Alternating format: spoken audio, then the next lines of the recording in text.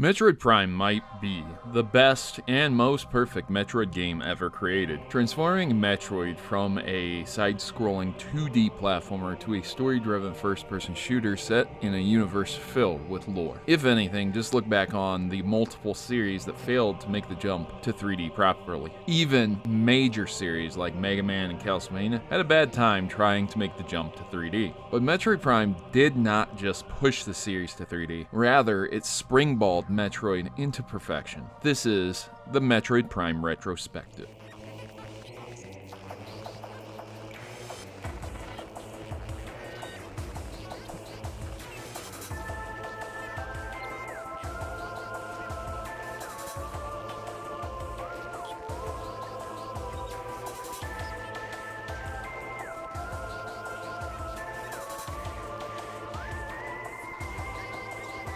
Speaking of retro, Metroid was handed off to Retro Studios by Nintendo to develop after failing to come up with any concrete ideas during the Nintendo 64 era. This was likely due to the creator of Metroid, Gunpei Yokoi, dying in a car crash. Imagine Zelda or Mario without Miyamoto. Released in North America in 2002, almost 1 year after the GameCube's initial release, Metroid Prime was received quite well initially. It was the second best-selling game after Grand Theft Auto Vice City, and it became a Nintendo bestseller. Metroid Prime sold 2.84 million copies. To put that in perspective, this game alone outsold 9 separate game consoles, including the Sega CD and Atari 7800. The kicker, though, is that the game was, and still is, one of the few perfect games, or rather, as close to perfect as possible. EGM at the time rated it 10 out of 10, IGN gave it a 9.8 out of 10, and as of now, it's a 97 out of 100 on Metacritic. I streamed this game as it was, and still is, one of my favorite games of all time. I had not played it for many years though, so I really wanted to see if it actually did hold up today. The first thing that you'll realize playing this game is how cool the presentation is. On the menu itself, it's the inside of a Metroid, and when this game begins, you, the player, are shown the graphical prowess of the GameCube. A distress call, the vacuum of space, Samus' ship appears, and bam, in all her glory, there's Samus. Gorgeous graphics, stunning show for Metroid fans who waited many years for a new game. But due to the new nature of the gameplay and 3D space, players would have to get used to a new way to move and control Samus. Now, this is one of the biggest critiques that can be leveraged against the game itself, and that is the controls. Unfortunately, they're very archaic. They predate the use of dual thumbsticks that many first-person shooters use today. These controls caused me many times to move in a direction that I really didn't want to, and I constantly felt like they were tank controls. I was fighting against them all the time. The controls would have been improved with a much faster turn rate. I think they're still workable, but yeah, if I could have just turned faster, it would have fixed a lot of the issues. Still, nothing compares to twin sticks, but it would have been better if you could just turn a little quicker. The controls, however, offer the ability to manually aim, which is a massive improvement over Super Metroid's 8-way direction. A lock-on feature was included, making it a breeze to battle, move, dodge while shooting. Atop this, the control is utilized perfectly with a heads-up display on Samus' visor, which then offers players no confusion when swapping weapons and visors. After 20 years, still in awe of the graphics, it's hard to think that this game did actually come out 20 years ago, especially with the lack of smoothing and the jagged edges. It's still a fantastic game to play, graphically speaking. Even though this game came out only 1 year after the GameCube had initially released, every area looks fantastic and is immersive. In the initial space station, there's steam that fogs Samus' visor. The graphical effects of that were just stunning, huge leaps ahead of what many games were doing at the time.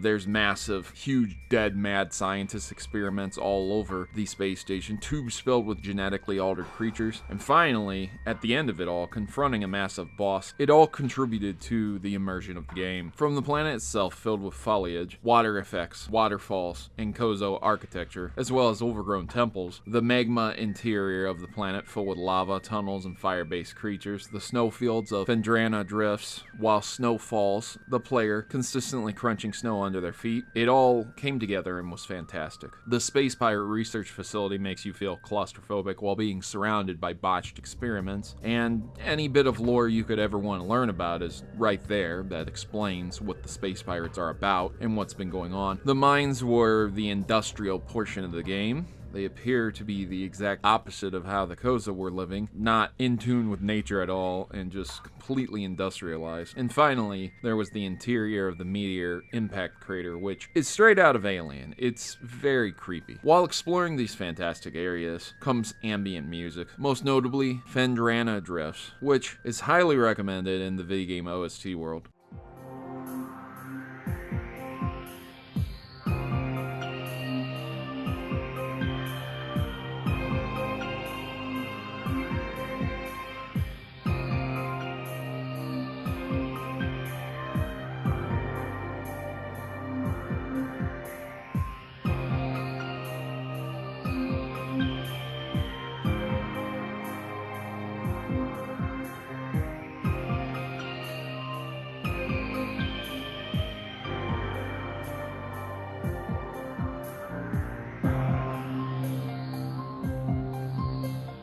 Each area contains fitting musical tracks, some callbacks to Super Metroid, but all of the music itself is fantastic and accompanies this massive adventure. All of the environments are a joy to explore, which is the name of the game. As I went through the game, I made good use of the scan visor, which offers the ability to scan things and learn about them. From enemies to the most mundane of things, the visor assisted in learning lore that no Metroid fans used to have access to. The game is truly about exploring and learning about the new creatures, specifically bosses. The boss battles are as epic as they were in Super Metroid, if not more. There were major bosses for each area of the game. A giant, genetically mutated monster on a space station, to a pile of irradiated conscious rock, to the abominations found in the Space Pirate Research Facility. Each boss has unique gameplay aspects to it and offers a fantastic challenge. But even with the gorgeous environments, fitting music, and fantastic gameplay, is the game perfect? There are parts of the game which aren't very fun. The biggest example I can cite would be the water sections. Metroid and many games consistently put water sections in their game, which then slows down the gameplay massively. Even Sonic the Hedgehog, a game built on speed, put water in its game. It's like something that needs to be checked off every developer's list. Put terrible, unfun water section in the game. Gotta